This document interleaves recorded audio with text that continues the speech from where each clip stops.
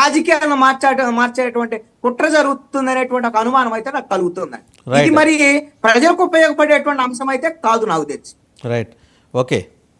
సురేంద్ర నాయుడు గారు, ప్రజలకు ఉపయోగపడే అంశం ఏమాత్రం కాదు, అది కృష్ణాంజనేయులు గారు సార్. ఇప్పుడు కృష్ణాంజనేయులు గారి అభిప్రాయం వారు చెప్పారు.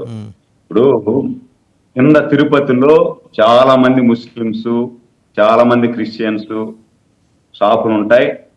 వచ్చేటువంటి భక్తులకి వాళ్ళు కూడా వాళ్ళకి తగినటువంటి సేవలు అందిస్తూ ఉంటారు, దాంట్లో తప్పు లేదు. మనం స్వామి ఏం చెప్తున్నాడంటే, అక్కడ బార్ అండ్ రెస్టారెంట్ అంటే వెంకటేశ్వర స్వామి పాద పద్మాల చెంత, అంటే జూ పార్క్ మీకు ఐడియా ఉంది కదా సార్. మనం చంద్రగిరి నుండి బైపాస్ కట్ అవుతాం, అలిపిరికి కట్ అవుతాం. అలిపిరికి కట్ అయ్యేటప్పుడు జూ పార్క్ వస్తుంది. జూ పార్క్ దాటిన తర్వాత ఇప్పుడు ఈ స్వామి చూపిస్తున్నటువంటి ఏరియా వస్తుంది. ఆ ఏరియాలో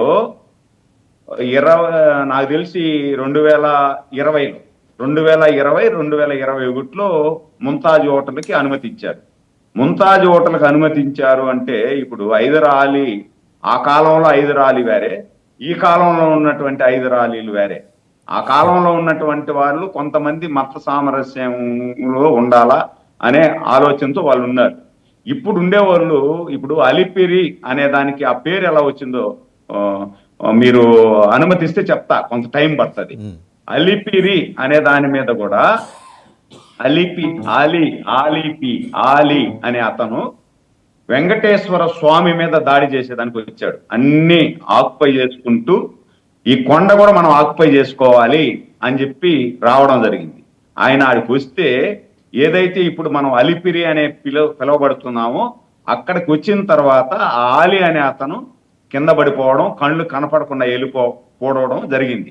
కళ్ళు కనపడకుండా పోతే ఆయన అప్పుడు లేచి, నేను ఈ దేశాన్ని అంతా జయించుకుంటా ఇక్కడికి వచ్చాను కదా, నాకేం జరిగింది ఏమి అనేసి అంటే వెంకటేశ్వర స్వామి రూపంలో ప్రత్యక్షమయ్యి ఇట్లా అయింది అనేసి అంటే, తప్పు అయిపోయింది స్వామి, నేను ఇంకా ఇటు రాను, వెళ్ళిపోతాను అంటే అప్పుడు ఆయనకు కళ్ళు ఇవ్వడం, ఆ నుండి ఎనికి రావడం. ఆలి పీరే అంటే ఆలి అనేవాడు తిరిగి పరిగెత్తి వెళ్ళిపోయినాడు అనే హిందీలో అర్థం అనమాట.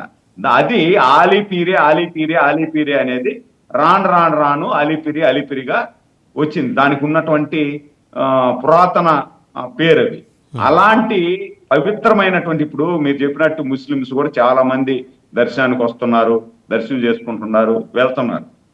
కానీ కింద మటను, చికెను, బారు ఇవన్నీ చేస్తే వాళ్ళు అక్కడ వస్తున్నటువంటి భక్తులకి, అదేవిధంగా వాళ్ళ పవిత్రతకి దెబ్బ తగులుతుందనే ఉద్దేశంతోనే మనం ఆడ వద్దు అంటున్నాం. అంటే ముంతాజ్ అనే పేరు కాదు, అది అక్కడ వద్దు ఇంకొక దగ్గర ఇవ్వండి. ఇంకా ఒకవేళ వాళ్ళకే ఇవ్వాలనుకుంటే చాలా స్థలాలు ఉన్నాయి తిరుపతిలో, ఆడివ్వచ్చు. కానీ ఈడ మీరు అన్నట్టు హిందువులకి ముస్లిమ్స్కి గొడవ పెట్టాలనే ఉద్దేశంతోనే గత 5 సంవత్సరాలలో జగన్మోహన్ రెడ్డి గారు అనుమతి ఇచ్చారు. ఆ అనుమతి ఇచ్చినప్పుడు ఎవరు కూడా దాని గురించి మాట్లాడాల. ఎన్డీఏ ప్రభుత్వం వచ్చిన తర్వాత స్వామీజీలు కూడా వస్తున్నారు, అందరూ వస్తున్నారు. ఏదో కొంచెం ఇక్కడ పవిత్రత కాపాడే సాధువుల్ని, స్వామీజీలను కూడా పరిగెత్తించాడు కదా జగన్మోహన్ రెడ్డి, భయపడి రాలా. ఏంటంటే మీరు వచ్చారని అదే పవిత్రతను కాపాడతారు ఎన్డీఏ ప్రభుత్వం అని చెప్పి ధైర్యం చేసి వచ్చారు. ధైర్యం చేసి వచ్చిన తర్వాత మనం ఇప్పుడు మసీద్ దగ్గర పోయేసి మనం ఇంకొక గుడి కట్టగలుగుతామా? చర్చి దగ్గరికి పోయి ఇంకొక గుడి కట్టగలుగుతామా? ఆ చర్చి ముందర ఏమన్నా హిందూ మతానికి సంబంధించిన ఒక షాప్ పెట్టగలుగుతాడా? మసీద్ దగ్గర పోయి ఏదైనా షాప్ పెట్టగలుగుతారా? పెట్టలేరు కదా. మరి ఇక్కడ మాత్రం ఆ ధైర్యం చేసి పెట్టగలుగుతున్నారు అంటే మనం మత సామరస్యం అంటున్నాం కాబట్టి పెట్టగలుగుతున్నారు. సంతోషం, మత సామరస్యం ఉంది. సరే, మీరు అడ్రస్ చేయండి, మీరు బోర్డు ఒకటి పెట్టించండి ముందర, పెట్టిస్తే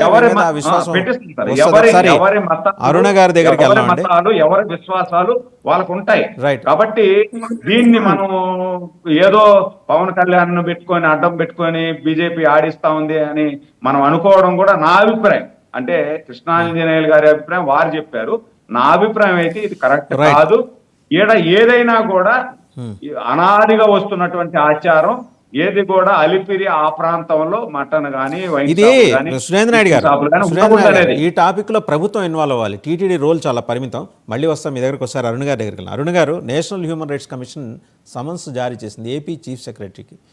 అయ్యా 3,000 మంది మిస్సింగ్, 3,000 30,000 మంది మిస్సింగ్ మీద